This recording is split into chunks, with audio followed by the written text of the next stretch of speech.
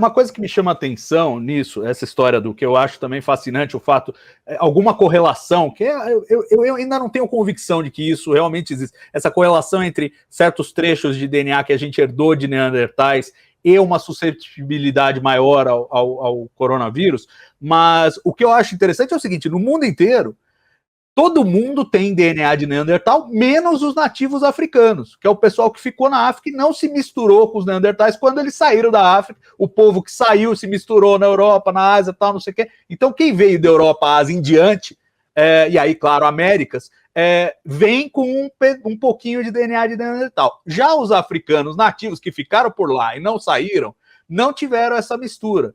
Eu fico me perguntando, a gente tem poucas informações e pouca confiança nos dados que a gente vê da África, mas os países africanos, apesar de serem super fragilizados do ponto de vista de acesso à vacinação, dificuldade, né, no próprio controle da pandemia, lidar com a população e tudo mais, eles não figuram entre os países que têm mais mortes pelo coronavírus. Aí eu não sei se é porque faltam dados, porque a gente realmente não tem acesso, não tem informação que vem de lá, ou se pode ter alguma coisa a ver com essa descoberta aí, tipo, eles tiveram sorte de não ter o DNA dos Neandertais misturado, que parece que deu um certo ziquezira com esse coronavírus aí. O que você acha, Gustavo?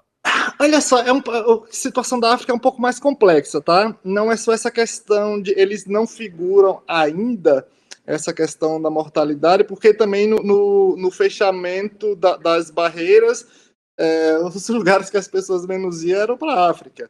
Então, assim, a gente imaginando, quando a gente fala em globalização, a gente fala globalização do mundo moderno, mas a gente não globaliza a África de modo geral, não. Na questão prática, eles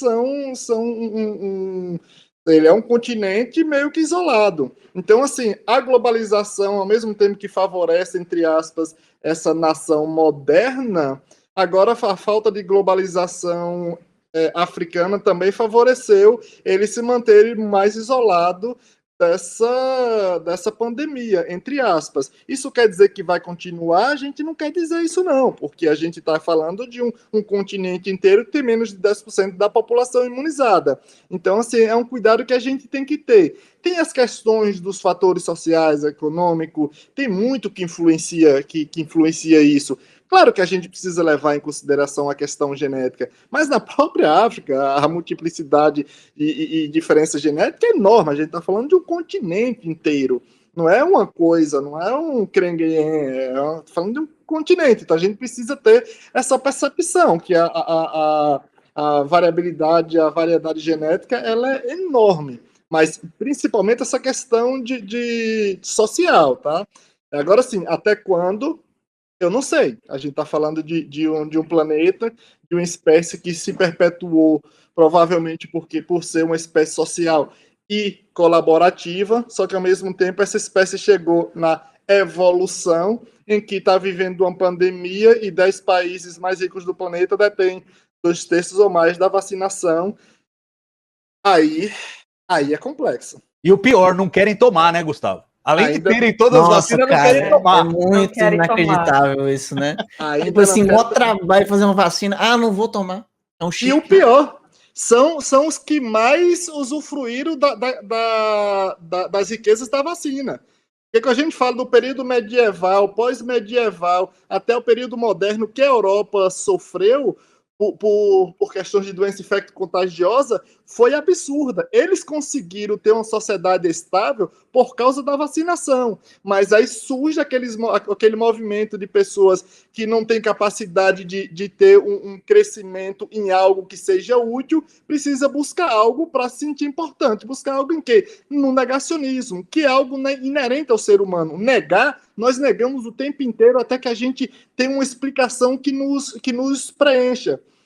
Só que essas pessoas muitas vezes utilizam disso para chegar nas pessoas para prejudicar. E esse é o grande problema. Eu considero essas pessoas, basicamente, são pessoas mais resolvidas, né, que não têm condições de ter uma atuação em algo que seja importante socialmente e que sirva para eles. Então, essa incapacidade, essa frustração vai buscar um caminho que é para prejudicar a sociedade e se sentir importante de alguma coisa. E nós vimos muita gente, inclusive aqui no Brasil, eu até brinquei, os chamados médicos medíocres, até escrevi isso no UOL, mas de certa forma, sensatez, a edição retirou essa expressão de médicos medíocres que gerou uma epidemia aqui no Brasil. Eu estou olhando aqui, tem uma pergunta interessante do Que Ideia, acho que vocês vão saber responder. Ele diz o seguinte: se eles, no caso, os africanos, quando a gente estava falando ali da África, se eles não têm nada de Neandertal, eles são descendentes de apenas qual? Ele colocou. São descendentes de quê?